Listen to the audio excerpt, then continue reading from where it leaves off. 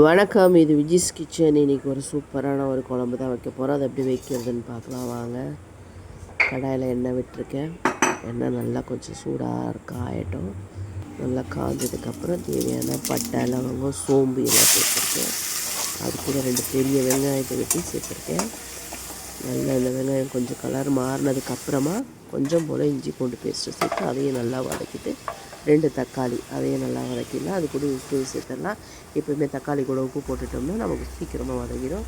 அது கூட red chilli powder போட்டிருக்கேன், மிளகுத்தூள் போட்டிருக்கேன், மிக்ஸ் மிளகாத்தூள் போட்டு நல்லா மிக்ஸ் பண்ணிக்கோங்க. கொஞ்சம் நேரம் இதை நல்லா கொத்தி விட்டால் தான் நல்லா நமக்கு வந்து கொள்ளு நல்லா வரும், கிரேவியாக கிடைக்கும்.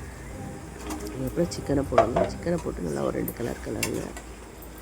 கிளறிட்டு இப்போ தேவையான அளவு தண்ணி விட்டு கொஞ்சம் நேரம் நல்லா வேக விடலாம் சிக்கனை. அது மசாலாவே கொஞ்சம் நேரம் நல்லா பொரிய விட்டுட்டேன். அதுக்கப்புறம் தண்ணி ஊற்றுறேன். நான் இப்போ தண்ணி ஊற்றி மூடி வச்சுட்டேன். இப்போது மூடியை போட்டுட்டு ஒரு 20 நிமிஷம் நல்லா கொதிக்கணும் இது. அதுக்கப்புறம் தான் வந்து நம்ம ஆஃப் பண்ண போகிறோம். எப்படின்றத பார்க்கலாம். இப்போ பாருங்கள், எல்லாம் பதமாக ரெடி ஆனதுக்கப்புறம் ஆனியன் பக்கோடா இருக்குது இல்லைங்களா, அதோட தூள் மட்டும்தான் எடுத்திருக்கேன். அதை அழகாக சூப்பராக அது மேலே தூவி இறக்கிட்டோம்னா அருமையான சிக்கன் குழம்பு ரெடி.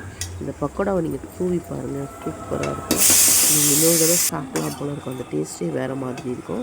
வீடியோ பிடிச்சிருந்தா லைக் பண்ணி, ஷேர் பண்ணி, கமெண்ட் பண்ணுங்கள். சேனலை சப்ஸ்கிரைப் பண்ணுங்கள் மறக்காமல். வணக்கம்.